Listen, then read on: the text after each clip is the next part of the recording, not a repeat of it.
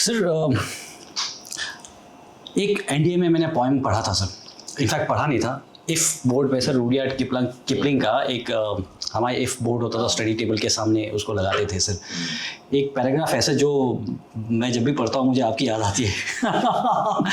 I just read that sir. If you can make one heap of all your winnings and risk it on one turn off pitch and toss, I am sure आपको याद ही होगा sir ये। हाँ, ये line याद है मेरे को। And lose and start again at your beginnings, never breathe about your loss. Amazing sir.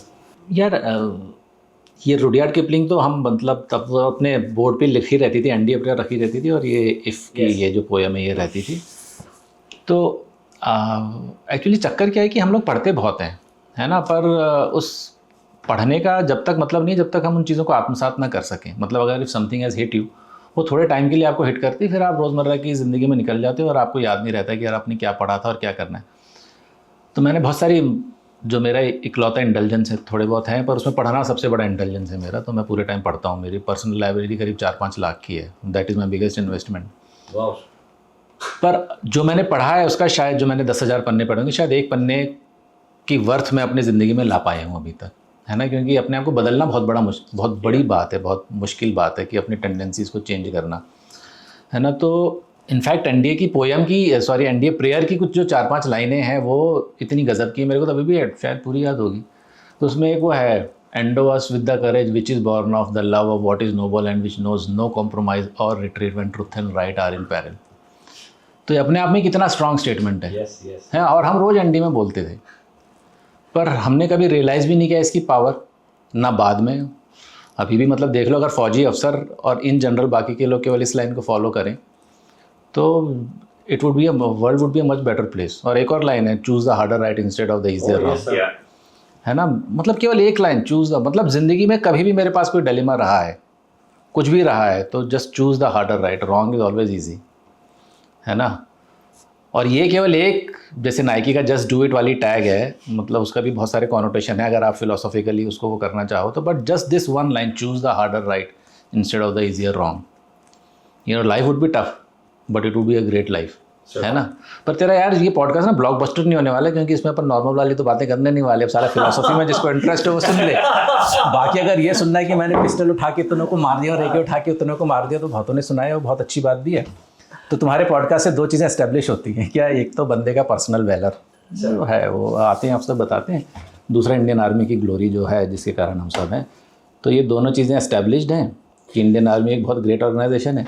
बाकी अपने वैलर रूलर के बारे में ठीक है, जिसको जो कहना ही कहेगा। बहुत सारी ऐसी चीज़ें निकल के आती हैं सर, हमने टीम वालों के जो बॉन्डिंग्स होती हैं ना सर, एंड कनेक्ट है सर। हाँ, so many people who have done so much जिनके बारे में लोगों को पता ही नहीं है सर। सो वो चीज़ें आती हैं, तो दैट इज आवर। बिल्कुल बिल्कुल यार, वो तो है। मतलब the thing is that we don't celebrate our heroes, that is the worst thing. Hollywood वाले और बाकी यूरोप में मतलब फुद्दू सा काम करेंगे, पर उसका प्रोपेगेंडा इतना ज़बरदस्त करेंगे that we are overawed by what they are doing. They may have done nothing. Afghanistan में जाते हैं 6-6 महीने के टूर के लिए जाते हैं, और उसके बाद वापस एक टूर होता है 6 महीने का, और उसके बाद उनकी कहानी ऐसी अंग्रेजी छापते हैं वो लोग कि भाई साहब गजब। यहाँ तो वैली में गए तो साहब निकल ही नहीं रहे कोई बंदा। लोग बोलते हैं जो ब्रह्मपुत्र के उस तरफ निकल गया उस तरफ आ ही नहीं पाता चला है, तो वही चक्कर लगाता रहता है। वही कहावत है कि सर आप फिर 7 बार जाते हो, 7 टाइम जाते हो सर। हाँ, मैं गया ना सर, मतलब मणिपुर गया, फिर सिक्किम गया, फिर सिक्किम ये गया। तो 7 बार गया होगा, 21 वाले निकल ही नहीं रहे साहब वहाँ से, वो परमानेंटली डले हुए हैं वहाँ और पे। मैं तो सर घर भी मेरा नॉर्थ ईस्ट में, मैं तो सर्विस भी नॉर्थ ईस्ट में। नहीं, फिर तो you have no right to complain. तेरा घर ही उस तरफ है तो फिर अब क्या करें यार। बेचारे जो नॉर्थ इंडियन है, जो इधर वाले हैं, वो तो वहीं अटके हुए हैं, और ये फैक्ट है। तो मतलब the kind of hardships that Indian army sees and the privations that we have and the kind of life that we lead, despite कुछ भी लॉजिस्टिक्स और एडम तो नहीं है। कल को मन किया वहाँ उठा के डाल दे, कल को मन किया वहाँ तंबू में डले हुए हैं, किसी स्कूल में पड़े हुए हैं, ना टॉयलेट है ना खाने पीने के हिसाब किताब, हम तब भी लगे पड़े हैं। PTSD अपन को कुछ हो नहीं रहा है, ठीक है। तो हाँ, तो वो कहानियाँ बतानी और वो करना तो वो एक बहुत ज़रूरी बात है। शायद हम जो बुक्स में पढ़ते हैं कि टीम बिल्डिंग ऐसी होनी चाहिए या फीलिंग्स ऐसी होनी चाहिए, शायद हम लोग हर दिन वो कर रहे होते हैं हमारे बंदों के साथ में, जो हार्डशिप में एक साथ रह रहे हैं, एक साथ जा रहे हैं, वो फीलिंग शेयर कर रहे हैं। फैमिलीज के साथ में भी जो कनेक्ट बन जाता है, मतलब वो शायद नेचुरल हो जाता है। यार मेरे को लगता है कि आप सर अपने किसी यूनिट ऑफिसर के सिस्टर की मैरिज के लिए यहाँ आए हुए हैं, सिविल में लोग बोलते हैं कि वो मेरा कलीग है, वो है, बट इस तरह से करता कोई नहीं है सर कि 10 साल बाद 15 साल बाद कोई जा रहा होगा। नहीं, मतलब वही बात है कि एज अ फौजी we experience such huge range of emotions. मतलब जो कोई एक्सपीरियंस, जब हम 21-22 साल के हुए तब से तो हमने वायलेंट डेथ्स देखी हैं, वो भी वेरी क्लोज कॉमरेड्स, है ना, एंड एक्सट्रीमली वायलेंट डेथ्स। जो बंदा नॉर्मल बंदा डेथ कब एक्सपीरियंस करता है, अपनी फैमिली में किसी की देख ली होगी, वो भी नेचुरल कॉजेज से होगी, अकस्मात भी होगी, उतना ही उसने देखा है। पर हमने अपने कितने करीबी लोगों को मरते हुए देखा है।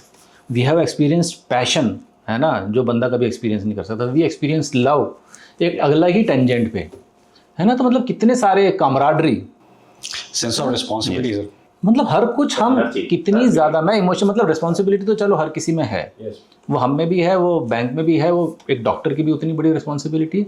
पर मैं इमोशंस की बात कर रहा हूँ, मतलब जो वास्ट स्वे ऑफ पेंडुलम है हमारे इमोशंस का, from extreme highs to extreme low, कि आप उस बंदे के साथ उतनी जोश से काम कर रहे हो और आप सोच रहे हो आप फोड़ दोगे, कुछ नहीं हो सकता, और कल को वो बंदा आपके सामने मर रहा है और आप कुछ नहीं कर सकते, है ना। और फिर आप उसके साथ वो पैशन भी उतनी हाई देख रहे हो।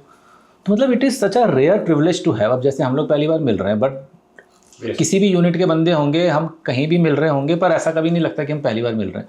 How many people in how many professions can say zilch, no one can say that. और हम लोग ऐसे ही नहीं बोल रहे हैं, मतलब आई कैन ट्रस्ट यू। अगर मेरे को तुमको कुछ काम बोलना है, तुमको मैं तुम्हारे लिए कुछ कर सकता हूँ तो मैं करूँगा, तुम मेरे लिए कुछ कर सकते हो तुम करोगे। It is an unsaid thing, क्योंकि वो उस तरीके की ग्रूमिंग या हमारा माहौल इस तरीके का था यार। इट इज़, मतलब मैं वो एग्जांपल देता हूँ ना अपना वाला। ही वाज कमांडिंग सब 52 NSG एंड मैं अपने एक फ्रेंड के साथ गोवा जा रहा था रात में, नहीं बेंगलोर जा रहा था सर। तो मेरी मदर ने घी रख दिया। मतलब गोवा ही जा रहा होगा, फिर तूने सोचा पॉडकास्ट पे सुनने है, तो बोला बेंगलोर जा रहा है। गोवा वाली ट्रिप अलग थी सर। तो बेंगलोर जा रहा था सर, तो मेरी मदर ने घी रख दिया कि मेरा छोटा वाला भाई बेंगलोर में रहता है, कि ये ले जाना घर का। और वहाँ सर इंडिगो वालों ने बोला कि आप इसको नहीं लेके जा सकते हो। रात में 2 बज रहे थे सर। तो मैंने सर को कॉल किया कि सर ये घी है, अब यहाँ तो देके नहीं जाऊंगा, ठीक है, घर का घी, तो आप बंदा भेजो, एनर्जी वाले हो, ठीक है, बंदा भेजो और ये लेके जाए। तो जो मेरा साथ मेरा सिविल फ्रेंड था, बोलता है कौन था, मैंने ऐसे ऐसे मेरा सीनियर था, बोलता तू रात में 2-2:30 बजे कॉल करके उसको उसने उठा भी लिया और वो बंदा भी भेज रहा है।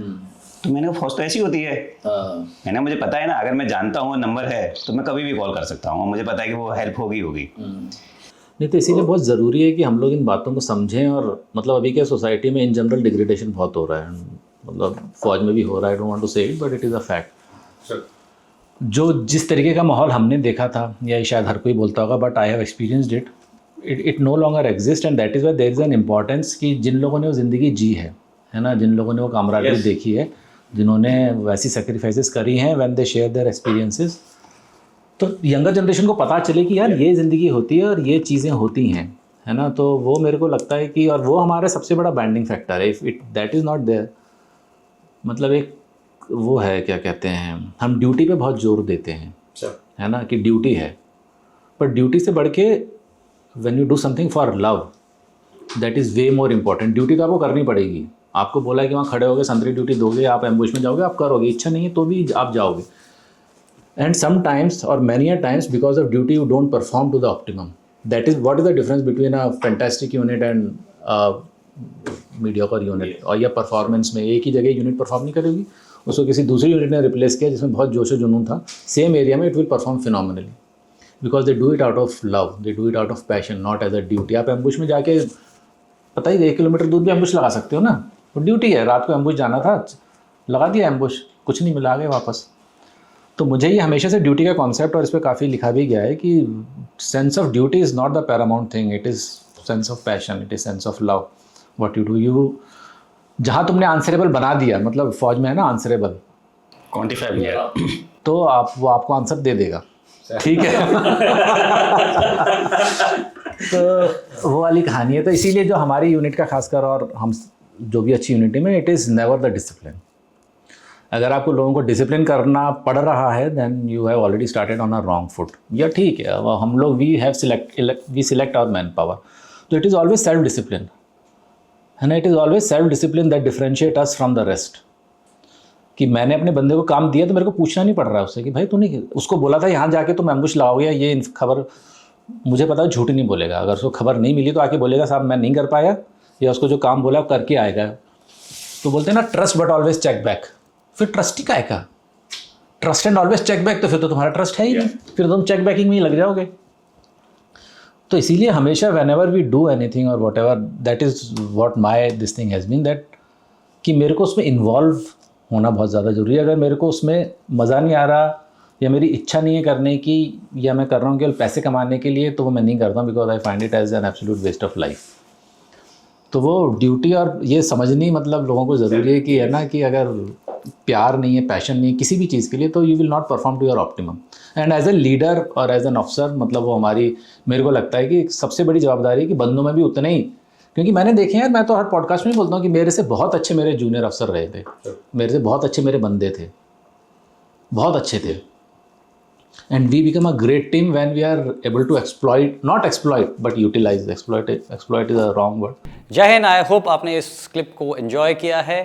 अगर आप ये फुल पॉडकास्ट देखना चाहते हैं तो उसका लिंक डिस्क्रिप्शन में दिया गया है, और इसी प्रकार के हमारे गैलेंट रियल लाइफ हीरोज़ के अगर पॉडकास्ट आप देखना चाहते हैं तो आप हमारे main channel Monks and Warriors by colonel Kaushal Kashyap check out कर सकते हैं। जय हिंद।